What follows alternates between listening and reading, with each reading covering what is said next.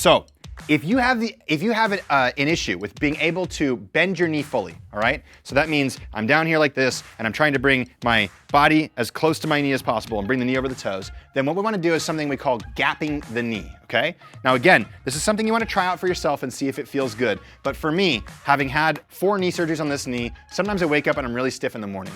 And gapping the knee like this can feel incredibly good at creating that space so that I can have greater range of motion in my knee joint. So what you're gonna do is this, come to a kneeling position like this. Feel free to do it in your bed or somewhere soft. I don't want your kneecap on the ground behind you causing any pain, all right? Take a towel, nice big towel, roll it behind your knee like this and pull up in front. And then what you're gonna do is just bring your body weight over it. And what you'll notice is as your body weight comes down on this section of your knee, it's going to pry the joint open a little bit. Okay? So instead of it being closed, it's gonna create space inside the joint. And just go back and forth, creating space inside the joint like this, okay? That helps create space inside the joint. What you'll find is if before you were like, oh, I can't go past there, afterwards you might be like, whoa, I created significant more range of motion. Now, another way to do this for people who can't kneel is just lay down on your back, same thing, bring the towel up underneath your back like this, and then you can bring that foot down, and then you can even bring this foot on top of it if you need to, and just go back and forth and try to gap the knee that way, creating that range of motion.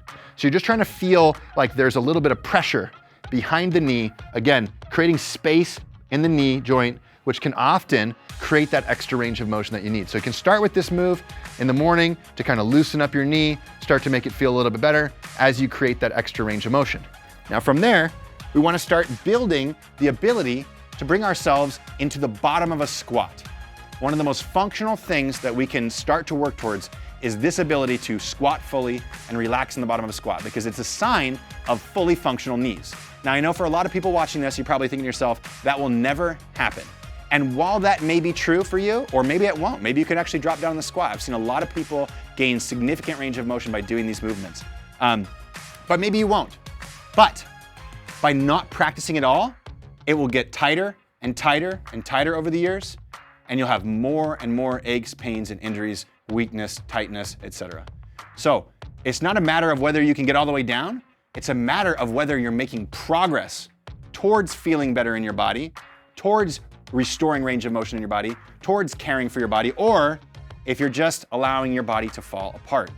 But I'm gonna be honest with you, this is our one body, right? This is our one body that we all live in. So take care of it.